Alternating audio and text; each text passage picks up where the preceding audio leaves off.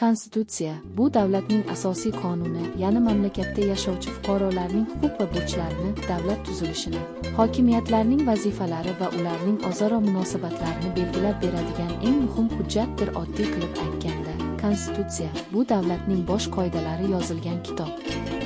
Masalan, unda fuqarolarning huquqlari, masalan, so'z erkinligi, ta'lim olish huquqi, mehnat qilish huquqi yozilgan.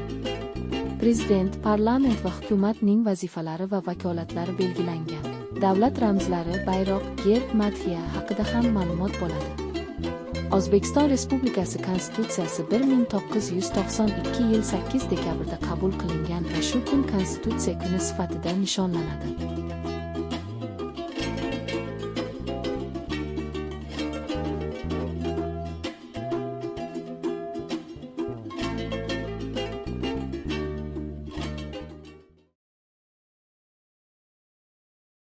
Men O'zbekiston madaniyatining bir qismiman. Men sizga aytsam, butun dunyo xalqlari bizning madaniyatimizga xabar qilishadi. Men o'sha mashhur Registonman.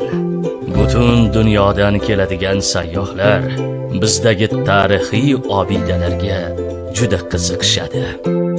Men shaxmatdagi shohdonachasiman. So'nggi yillarda O'zbekistonlik yosh shaxmatchilarni butun dunyo tanimoqda. Men esa 2024-yilda bo'lib o'tgan Parij Olimpiadasi medaliman. O'zbekistonga men va do'stlarim jami 13 ta medal kelganmiz. O'sha vaqtda O'zbekistonni yaxshiroq taniganman. Men O'zbekiston bayrog'iman.